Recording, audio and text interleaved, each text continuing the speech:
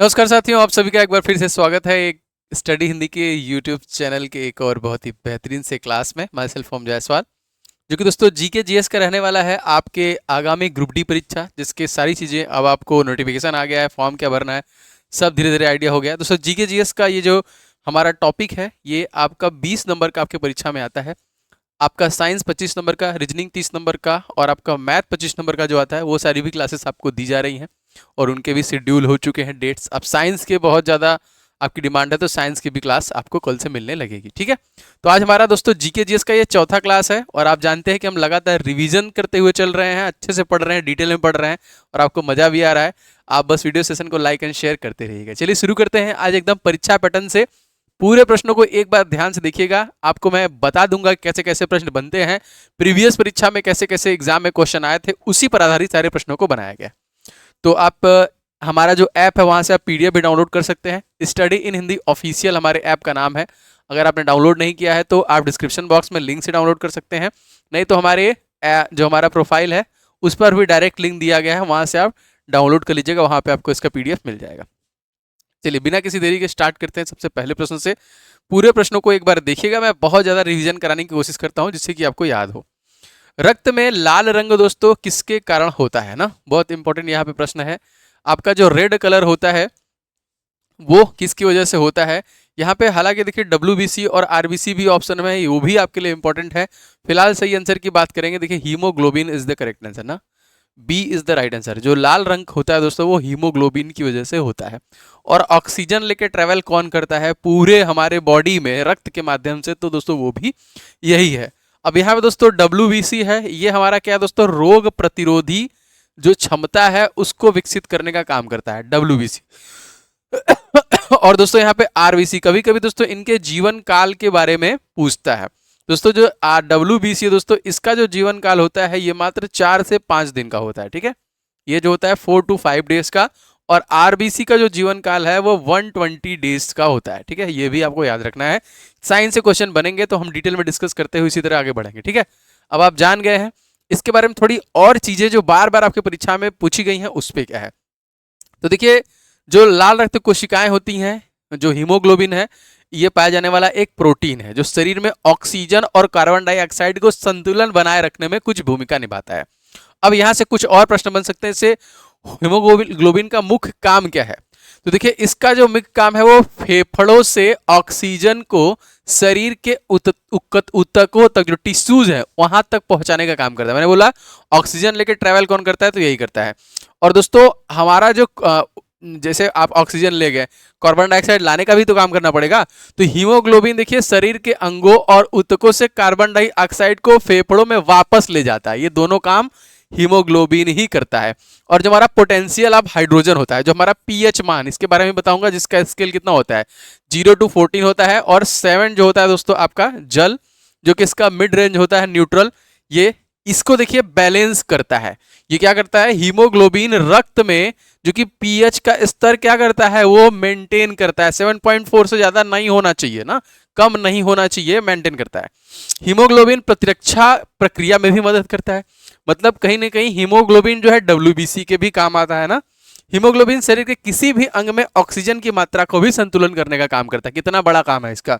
जब हीमोग्लोबिन का स्तर कम हो जाता है तो शरीर को पर्याप्त ऑक्सीजन नहीं मिल पाता है और व्यक्ति थकान और कमजोरी महसूस करता है। तो हीमोग्लोबिन आपका 16 से ज्यादा नहीं होना चाहिए और 12 से कम नहीं होना चाहिए ना। अगर आप में हीमोग्लोबिन ज्यादा हो गया तो आपको ब्लड डोनेट करना पड़ेगा, कम हो गया तो भैया ब्लड चढ़ाना पड़ेगा, फिर इससे रिलेटेड चीजें खानी पड़ेंगी। ठीक है, चलिए दोस्तों वीडियो को लाइक एंड शेयर भी आप लोग दबा के करते रहिएगा। आगे बढ़ते हैं। 24वें अंतरराष्ट्रीय मदर टेरेसा पुरस्कार समारोह का दोस्तों आयोजन कहाँ किया गया। जीके का प्रश्न है, करंट अफेयर्स का प्रश्न है, 2024 आपसे पूछेगा। फिलहाल सही आंसर की बात करेंगे दोस्तों, ये दुबई में हुआ। और देखिए दुबई में ये 24वें अंतरराष्ट्रीय हुआ, तो संस्करण पूछेगा तो आप 24वां। इसका आयोजन अगस्त महीने में किया गया था और 26 अगस्त ये 2024 में दोस्तों इसका आयोजन जो कि किया गया था। अब देखिए यहाँ पे आपके ऑप्शन, मतलब हमारे क्वेश्चन में मदर टेरेसा है। कहीं ना कहीं दोस्तों ये हमारे भारत के लिए बहुत ही जरूरी व्यक्तित्व में है, क्योंकि इनको भी नोबेल पुरस्कार मिल चुका है शांति का ना। अब हमारे एग्जाम में क्वेश्चन आता है कि कितने ऐसे लोग हैं, कितने ऐसे भारतीय हैं जिनको नोबेल पुरस्कार अब तक मिला है। मैंने आपसे बोला कि मैं रिवीजन पे थोड़ा ज्यादा फोकस करता हूं कि बार बार आपको जब तक चीजें मैं बताऊंगा नहीं आपको याद नहीं होगा, ठीक है। तो अब तक दोस्तों ऐसे इतने व्यक्ति आपके सामने जो दिख रहे हैं, इन सभी लोगों को नोबेल पुरस्कार मिल चुका है, ठीक है। जिसमें से सबसे पहले व्यक्ति कौन थे दोस्तों? गुरुदेव रविन्द्रनाथ टैगोर थे, जिनको लिटरेचर के लिए दिया गया था सन 1913 में ना, साहित्य वर्ष के लिए। देखिए इनको 1913 में पहला नोबेल पुरस्कार मिला, मतलब ये पहले व्यक्ति बने। दूसरे व्यक्ति जो थे दोस्तों वो चंद्रशेखर वेंकट रमन थे, जिनको फिजिक्स में मिला था सन 1930 में। ये देखिए दूसरे व्यक्ति बने जिनको नोबेल पुरस्कार। ध्यान से देखिएगा, इंपॉर्टेंट है आपके लिए, ठीक है। कलर मैं इसका रेड कर लेता हूं, ठीक है। अब देखिए यहाँ पे जो तीसरे व्यक्ति हैं हमारे, इनको चिकित्सा के क्षेत्र में, मेडिसिन में सन 1968 में मिला था हरिगोविंद खुराना। ये कौन से व्यक्ति थे? ये तीसरे थे जिनको नोबेल पुरस्कार मिला। और जो चौथे व्यक्ति जो क्वेश्चन बात हुआ था दोस्तों, ये है हमारी मदर टेरेसा, जिनको शांति के लिए वर्ष 1969 में नोबेल पुरस्कार दिया गया। अब देखिए यहाँ पे ये चौथा। अब देखिए यहाँ पे एक क्वेश्चन और आता है कि इनको भारत रत्न भी दिया गया। तो दोस्तों इनको भारत रत्न दिया गया था सन 1970 में, एक साल बाद जब इनको नोबेल पुरस्कार मिला, उसके एक साल बाद 1970 में इनको भारत रत्न से भी सम्मानित किया गया। तो ये चौथे व्यक्ति तो थी। पांचवा दोस्तों थे सुब्रमण्यम चंद्रशेखर, ठीक है।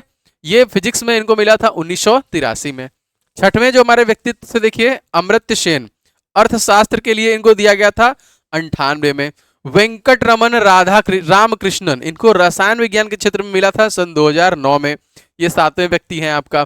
आठवें व्यक्ति दोस्तों हो जाएंगे कैलाश सत्यार्थी, और इनको भी शांति के लिए मिला था मलाला यूसुफजई के साथ में 2014 में। और अभिजीत बनर्जी दोस्तों, ये अर्थशास्त्र में इनको मिला 2019 में, और ये नए व्यक्ति हैं। इतने लोगों को, इतने ऐसे भारतीय हैं जिनको नोबेल पुरस्कार मिल चुका है। तो आपको ये प्रश्न और भी अच्छे तरीके से याद रखना है, क्योंकि जीके से रिलेटेड भी मैंने इसको बना दिया है। चलिए आगे बढ़ते हैं। हाल ही में किस देश के नेता ने नए आत्मघाती ड्रोन का अनावरण किया है? तो ये नेता को आप लोग पहचान जाएंगे, पहचान गए? जी हाँ, उत्तर Korea is the right answer. B हो जाएगा यहाँ पे सही आंसर। और ये कौन है भैया? इनका नाम क्या है? Kim Jong Un. यहाँ के राष्ट्राध्यक्ष हैं, डिक्टेटरशिप कह सकते हैं। और कभी कभी यहाँ की करेंसी आपसे पूछती है दोस्तों, तो यहाँ की मुद्रा जो हो जाएगी वो हो जाएगी वॉन, ठीक है। उत्तर कोरिया के नेता किम जोंग उन ने नए आत्मघाती ड्रोन का अनावरण किया। ये एक आत्मघाती ड्रोन है जो 1000 किलोमीटर से अधिक दूरी तक उड़ के वार कर सकता है, ठीक है। अब यहाँ पे मैं आपको थोड़ा सा मैप में भी दिखाना चाहूंगा, क्योंकि थोड़ा सा आपको वर्ल्ड मैप का भी नॉलेज होना चाहिए। तो ये हमारा वर्ल्ड मैप, ठीक है, और ये है हमारा प्यारा भारत, ठीक है। तो ये है हमारा भारत। अब आप देख सकते हैं, इसके बाद आपका यहाँ से आप चलेंगे तो इधर म्यांमार, भूटान पड़ेगा, फिर चाइना पड़ेगा, फिर आपका ये साउथ कोरिया पड़ेगा, इसके ऊपर आपका ये नॉर्थ कोरिया है, ठीक है। मैं बस आपको बता रहा हूँ कि आसपास के भी कंट्री को भी आप देखिए, जैसे आपका यहाँ नेपाल है, यहाँ पे श्रीलंका है, यहाँ पाकिस्तान है, इसके ऊपर अफगानिस्तान है ना, यहाँ पे देखिए। इसके बाद तुर्कमेनिस्तान है, यहाँ पे उज्बेकिस्तान है, कजाकिस्तान है, यहाँ पे मंगोलिया है, यहाँ पे चाइना है। इनको भी आपको देखना पड़ेगा, क्योंकि प्रश्न इन सभी बनते हैं। धीरे धीरे मैं आपको बताऊंगा। आगे बढ़ते हैं। विश्व अस्थमा दिवस दोस्तों कब मनाया जाता है? विश्व अस्थमा दिवस हम लोग कब मनाते हैं? तो ऑब्वियस बात है दोस्तों, अस्थमा दिवस हम लोग मई के महीने में बनाते हैं, और ये प्रत्येक 2 मई को दोस्तों मनाया जाता है। B is the right answer. तो अब मई के महीने में कुछ और भी इंपॉर्टेंट है जो आपको याद रखने हैं, जो बार बार आते हैं, जैसे इंटरनेशनल लेबर दिवस ना। देखिए यहाँ पे 1 मई को हम लोग मनाते हैं अंतरराष्ट्रीय श्रम दिवस के रूप में, अंतरराष्ट्रीय श्रम दिवस। 3 मई को दोस्तों हम लोग क्या मनाते हैं? विश्व प्रेस स्वतंत्रता दिवस ना। तो प्रेस की स्वतंत्रता दिवस जो है हम लोग 3 मई को मनाते हैं। एथलीट दिवस भी देखिए हम लोग, विश्व एथलीट दिवस हम लोग मनाते हैं कब? 7 मई को मनाते हैं। अंतरराष्ट्रीय नर्स दिवस हम लोग मनाते हैं कब? 12 मई को मनाते हैं। अंतरराष्ट्रीय बायोडायवर्सिटी जैव विविधता दिवस हम लोग कब मनाते हैं? 22 मई को मनाते हैं। विश्व तंबाकू निषेध दिवस, नो टोबैको डे, बहुत बार परीक्षा में आया है, ये हम लोग कब मनाते हैं? हम लोग मनाते हैं 31 मई को, ठीक है। तो मई के महीने में ये सारा आप लोग याद रखिएगा, ठीक है, इंपॉर्टेंट। पहला क्या है? अंतरराष्ट्रीय श्रम दिवस। दूसरा तो मैंने आपको बता दिया अस्थमा दिवस। तीसरा क्या है? विश्व प्रेस की स्वतंत्रता दिवस ना, प्रेस स्वतंत्रता। एथलीट्स दिवस है 7 मई को, नर्स दिवस है 12 मई को, जैव विविधता दिवस है आपका 22 मई को, और तंबाकू निषेध दिवस है आपका कब? 31 मई को हो जाएगा, ठीक है। चलिए अगला प्रश्न देखते हैं। जम्मू कश्मीर के मुख्यमंत्री बने हैं हाल ही में कौन? जी हाँ दोस्तों, आपको पता है हाल ही में चुनाव हुआ है और यहाँ पे नए मुख्यमंत्री बने हैं। तो मुख्यमंत्री गवर्नर किसी भी स्टेट की राजधानी, ठीक है, वहां का लोकसभा सीट, वहां का राज्यसभा सीट, ठीक है, वहां का विधानसभा सीट, वहां पे कितने जिले हैं, कौन सबसे बड़ा जिला है, कौन सबसे छोटा जिला है, ये प्रश्न बनता ही बनता है। इसमें से कोई भी प्रश्न आ सकता है। ये मैं आपको इसी क्लास के दौरान सिखाता जाऊंगा धीरे धीरे। जैसे मैं इन चारों ऑप्शनों को मैं आपको एक बार बताना चाहूंगा। जैसे पुष्कर सिंह धामी दोस्तों, ये कहां कर हैं, कहां के मुख्यमंत्री हैं?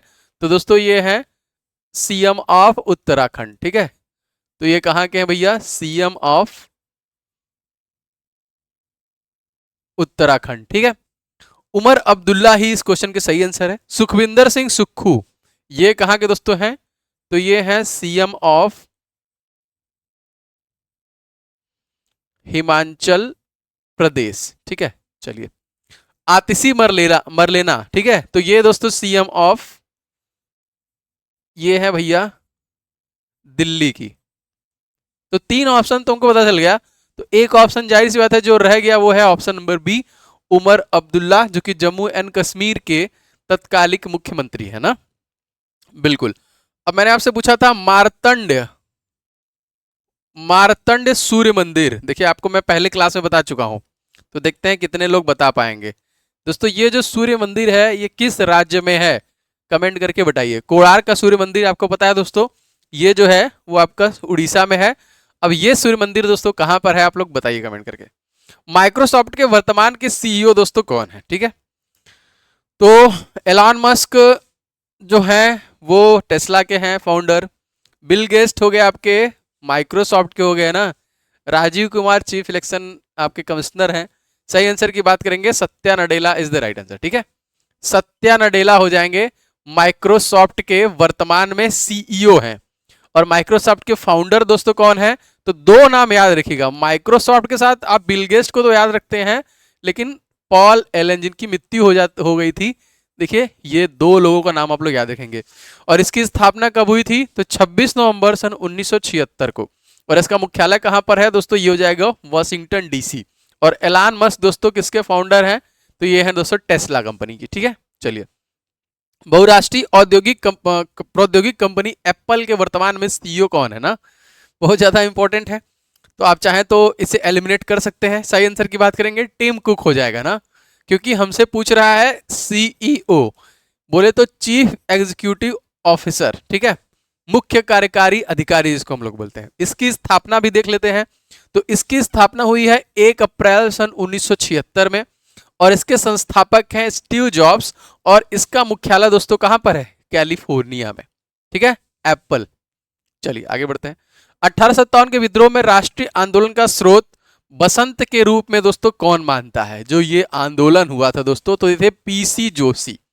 अब यहां पे देखिए कहीं ना कहीं कुछ ऐसे सन हैं, कुछ ऐसे डेट्स हैं जिसमें कुछ आंदोलन हुए हैं, कुछ विद्रोह हुए हैं, कुछ घटनाएं घटी हैं, वो आपके परीक्षा में आता है। तो मेरा मोटो ये है कि वैसे प्रश्नों को आपको याद कराया जाए, ठीक है। जैसे आप यहाँ पे देख सकते हैं, मैंने कुछ लिए हैं, कुछ ही लिए हैं, पूरा नहीं है, मैं धीरे धीरे आपको बताऊंगा। जैसे आपसे पूछा जाएगा कि बंगाल का विभाजन जो हुआ था ये कब हुआ था, ठीक है, तो आपको ये एकदम 100% याद रखना है कि ये हुआ था 1905 में, ठीक है।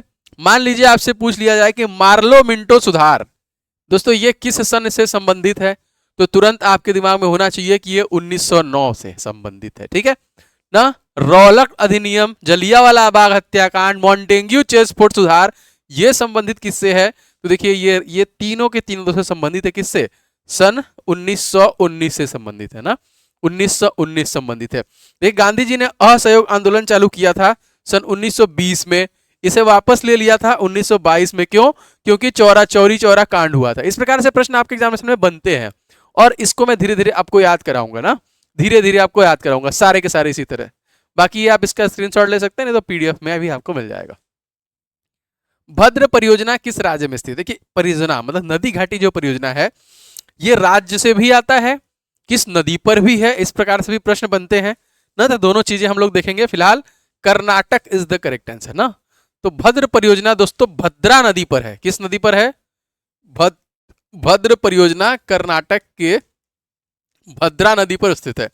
और कुछ फेमस परियोजनाएं हैं जैसे हीराकुंड परियोजना जो कि उड़ीसा के महानदी पर है और ये विश्व का सबसे लंबा नदी बांध परियोजना है दोस्तों, जो 4.8 किलोमीटर बड़ा है, कुछ ज्यादा ही बड़ा हो गया, समझ रहे हैं, इतना विशाल काय पानी का भंडार है 4.8। ठीक है, इस तरह अलमाटी ये भी कर्नाटक में है, तुंगभद्रा ये भी कर्नाटक में है, ठीक है, भद्रा परियोजना ये भी कर्नाटक में है, घाट प्रभा ये भी कर्नाटक में है, ये सब के सब कर्नाटक में है, और मैटूर परियोजना तमिलनाडु के कावेरी नदी पर स्थित है। ठीक है, चलिए दोस्तों, आपकी रिक्वायरमेंट साइंस की क्लास की है, मैं पीपीटी बना रहा हूँ। ठीक है, मैं देखिए थोड़ा टाइम ले रहा हूँ, लेकिन मैं अच्छे से बनाऊंगा, आपको बताऊंगा अभी उससे रिलेटेड कि आपको जैसे ये क्लास चल रही है हमारी जीके की, वैसे ही साइंस की भी चलेगी। तो थोड़ा सा समय दीजिए, मैं आपको साइंस की भी क्लास डेली डिलीवर करूंगा, क्योंकि साइंस भी बहुत इंपॉर्टेंट है। अगर मैं साइंस और जीके चला दिया तो 45 नंबर क्लास आपका मस्त चलेगा एकदम। ठीक है, और एकदम ऐसा क्लास जिससे आपको इफेक्टिव हो, याद हो, ऐसा नहीं कुछ भी करके चले जाना है, कुछ नहीं करना है, थोड़ा दिमाग में घुसाना जरूरी है। अब इस प्रश्न में और जैसे मुख्यमंत्री आपको याद करा दूं, तो अगर आपसे पूछा जाएगा सुखविंदर सिंह सुक्खू, सुखविंदर सिंह सुक्खू कहाँ के हैं, तो हिमाचल प्रदेश के मुख्यमंत्री हैं, याद करा दूंगा, टेंशन मत लीजिए। पुष्कर सिंह धामी ना, पुष्कर फ्लावर है ना, तो ये दोस्तों फ्लावर समझिए, उत्तराखंड फूलो घाटी यहीं पे है। पंजाब के दोस्तों भगवंत मान है, आम आदमी पार्टी से पहले कॉमेडियन थे ये, भगवंत मान। कर्नाटक के दोस्तों कौन है, तो कर्नाटक के हैं सिद्धारमैया, ये यहाँ के मुख्यमंत्री है। पहले मुख्यमंत्री याद कीजिए, फिर मैं गवर्नर के नाम, जिलों का नाम, लोकसभा सीट, राज्यसभा सीट सब याद करा दूंगा। चलिए, गांधी जी ने असहयोग आंदोलन किस सन में शुरू किया था, तो एलिमिनेट कर सकते हैं आप लोग। 1924 में अधिवेशन हुआ था, कौन सा, बेलगांव अधिवेशन हुआ था, जिसके अध्यक्ष कौन थे, जिसके अध्यक्ष थे गांधी जी थे। 1920 में इन्होंने चलाया था असहयोग आंदोलन, असहयोग आंदोलन इन्हीं द्वारा चला गया था। और दांडी यात्रा गांधी जी ने कब प्रारंभ किया था, 78 लोगों के साथ, तो ये भी 1930 है, तो एक ही है असहयोग। अब देखिए असहयोग तो 20 हो गया, चौरी चौरा कांड, चौरी चौरा यूपी, ये कब हुआ था, ये हुआ था आपका 1922 में। ठीक है, तो असहयोग आंदोलन को स्टार्ट किया था इन्होंने 20 में, और क्योंकि भैया ये कहते थे भैया हमको मार मरौजा नहीं चाहिए, हमको झगड़ा मार नहीं करना है, तो ये 1922 में जब ये कांड हुआ, पुलिस वाले थाने जला दिए गए, कई लोग उसमें मारे गए, तो इन्होंने इसे वापस ले लिया। फिलहाल इस क्वेश्चन का सही आंसर हो जाएगा आपका, देखिए सी, सन 1920 में। ठीक है, चलिए अब देखिए, मैंने आपसे कहा था कुछ डेट्स और इंपॉर्टेंट है आपके, ये जूम हो सकता है क्या, जूम हो सकता है क्या, अरे यार कैसे होता है, मुझे ये करना नहीं आता है, करना नहीं आता है जूम मुझे, 2 उंगली से, 1 उंगली से, चलिए अच्छा नहीं हो रहा है मुझे, मतलब आइडिया नहीं है कैसे होगा, लेकिन हो तो जाता है ये किसी तरीके से, हाँ हो जाता है, देखिए अभी को मिला आइडिया। ओके, रुक जाइए थोड़ा सा, बस वो कीजिए तो आपको थोड़ा बड़ा दिखेगा। ठीक है, अब जैसे इसमें आपको और बड़ा कर दूं, रुकिए और बड़ा कर देता हूँ, अब और अच्छे से दिखेगा। अब देखिए यहाँ पे गांधी जी से संबंधित कुछ ऐसे साल हैं, कुछ ऐसे सन हैं जो आपसे पूछता है बार बार ना, जैसे प्रश्न आता है कि गांधी जी अफ्रीका कब गए, तो आपको याद रखना है 1893 में गांधी जी अफ्रीका गए थे।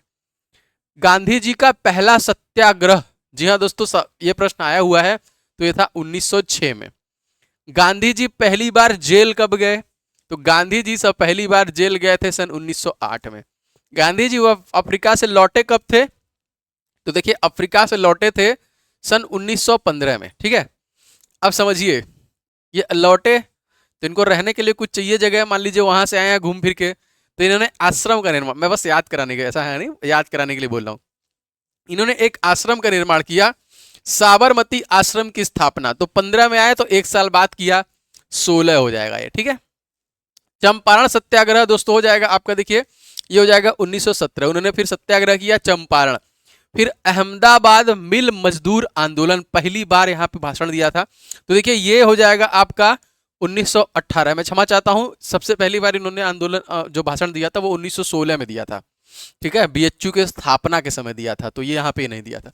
खिलाफत आंदोलन दोस्तों आपका 1919 हो जाएगा। असहयोग आंदोलन इनका देखिए 1920 हो जाएगा। ठीक है, कांग्रेस की अध्यक्षता इन्होंने की थी, मैंने आपको बताया था 24 में किया था इन्होंने अध्यक्षता। ठीक है, 24 में इन्होंने अध्यक्षता किया था। इसके बाद आपका 1 मिनट, हाँ 24 में अध्यक्षता किया था। फिर दांडी यात्रा है, दांडी यात्रा भी देख लीजिए कब का है भैया, 1930। ठीक है, तो दांडी यात्रा है आपका 1930। सविनय अवज्ञा आंदोलन भी आपका 1930 है। गांधी इरविन समझौता 1931 है आपका। द्वितीय गोलमेज सम्मेलन आपका 1931 है। पूना समझौता हुआ था, पूना पैक्ट 1932 है। हरिजन संघ की स्थापना हुई थी सन 1932 में। भारत छोड़ो आंदोलन आपका 1942 है। तो ये सारे डेट्स जो है इंपॉर्टेंट है और ये परीक्षा की दृष्टि से बहुत इंपॉर्टेंट है, इनको आपको याद रखना है। चलिए आगे बढ़ते हैं। अगस्त 2024 में किस राज्य के मुख्यमंत्री ने मुख्यमंत्री सुख शिक्षा योजना शुरू किया है? तो किसी न किसी स्टेट से ही किया गया है। अरुणाचल प्रदेश, राजस्थान, उत्तराखंड, हिमाचल प्रदेश। सही आंसर की बात करेंगे तो ये हिमाचल प्रदेश के जो मुख्यमंत्री थे, यहाँ पे सीएम जो थे हिमाचल प्रदेश के कौन है? सुखविंदर सिंह सुक्खू। देखिए बार बार मैं इसलिए बताता हूं आपको कि आपको याद हो जाएगा। सुखविंदर सिंह, एस कर लेते हैं ना, ट्रिपल एस कर लेते हैं ना, SSS=HP, ऐसे आपको याद हो जाएगा। ये जीके का है ना। तो यहाँ पे देखिए क्या है, ये सरकार जो है समाज के कमजोर वर्ग को एक सहायता वातावरण प्रदान करना चाहता है, उनको सम्मानजनक जीवन जीने के लिए सशक्त बनाना चाहता है, जिसमें लाभार्थी को सालाना 1 लाख से कम आय वाले विधवाओं को, निःसहारित महिलाओं को, विकलांग बच्चों को, उनके लिए स्पेशली ये लाया गया है। तो हम लोगों ने देख लिया। अब यहाँ पे उत्तराखंड के सीएम मैंने आपको बताया था, फिर भी बता दूंगा क्योंकि आपको याद करना है। तो ये हो जाएंगे भैया पुष्कर, ये हो जाएंगे आपके पुष्कर सिंह धामी। ठीक है, पुष्कर सिंह धामी। आप कमेंट करके बताइएगा आपको याद हो रहा है कि नहीं, क्या इफेक्टिव है, ये याद हो रहा है।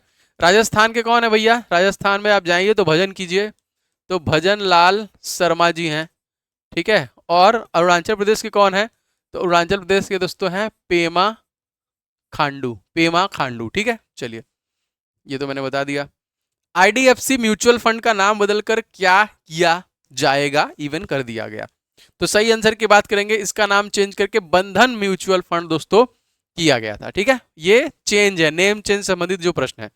डायनासोर जीवाश्म उद्यान, वाह क्या क्वेश्चन है, आया है प्रश्न में। ये जो है दोस्तों ये किस राज्य में स्थित है?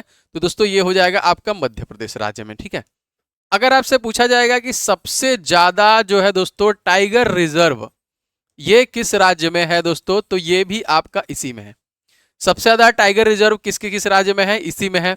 अगर आपसे पूछा जाएगा सबसे ज्यादा राष्ट्रीय उद्यान जो है, वन्यजीव अभ्यारण्य कहाँ पे है, तो वो भी दोस्तों आपका मध्य प्रदेश में है।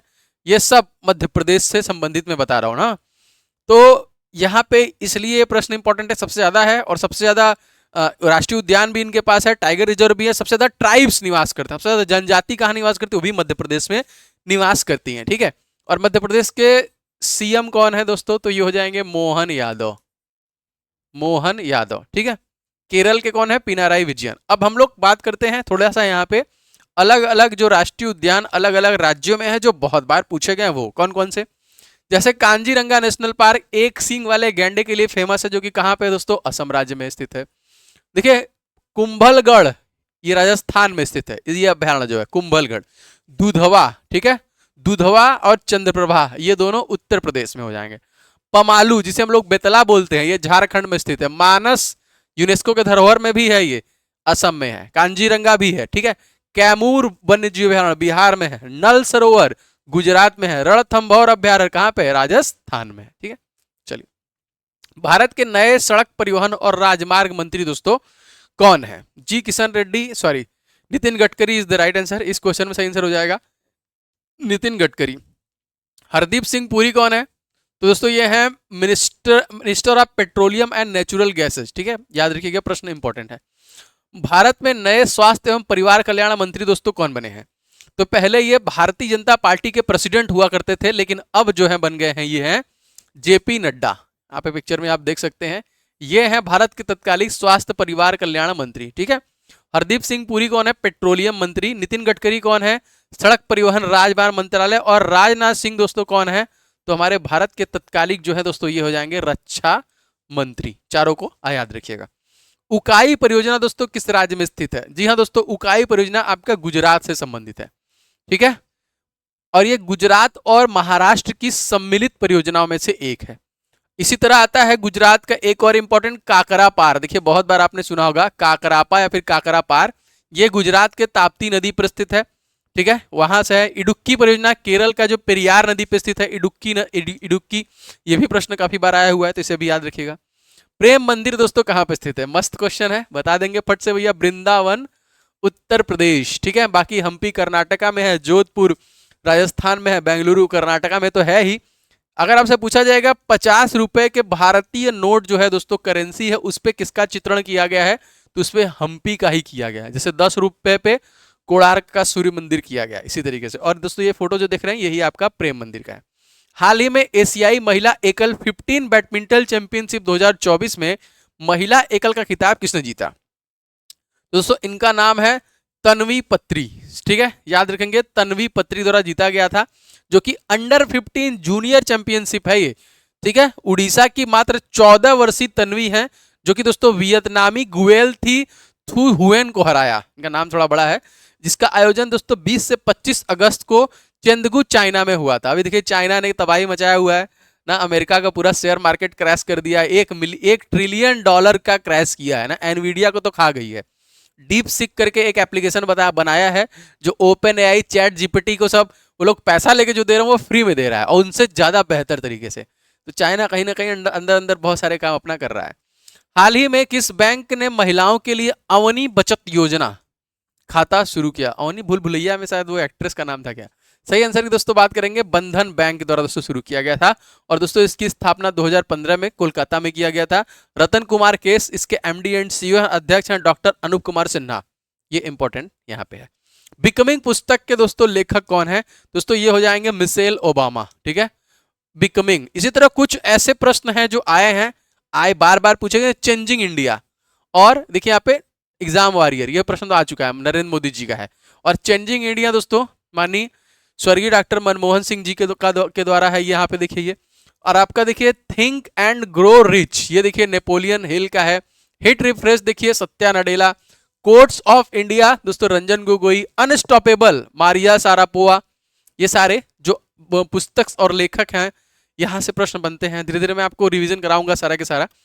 तो ये आज की क्लास थी। अब आप बताइए क्लास कैसी लग रही है, इसे कंटिन्यू किया जाए नहीं किया जाए, वो आप पे डिपेंड करता है। आप थोड़ा सा शेयर कीजिए, अपने मित्र दोस्तों तक भी इस प्रकार की क्लासेस पहुंचाइए। अगर आप ग्रुप डी 2025 को अच्छे से क्रैक करना चाहते हैं विथ रिवीजन एंड ऑल, जिसमें चीज़ें आपको याद होती रहें, तो इस क्लास को कभी मत छोड़िएगा। मेरा प्रॉमिस है, दावा है कि ये क्लास से आपको इतनी मदद मिलेगी कि चीज़ें आपके दिमाग में ठहरेंगी, रुकेंगी, याद होंगी, और हम लोग अच्छे से एग्जाम को क्रैक करेंगे। रही बात साइंस और मैथ रीजनिंग की, वो भी क्लासेस जल्द से जल्द स्टार्ट की जाएगी। जीके की क्लास एक बार कंटिन्यू हो जाए, आप लोग भी थोड़ा सपोर्ट दिखाइए। ठीक है, तो मिलेंगे आप लोगों से कल वाली 8:30 बजे वाली क्लास में। कल साइंस की भी क्लास में पूरी कोशिश करूंगा चालू हो जाए, फिर मैथ की क्लास, सारी क्लासेस आपको धीरे धीरे मिलने लगेंगी। ठीक है, चलिए मिलते हैं अगले क्लास में। आपका दिन शुभ हो। जय हिंद।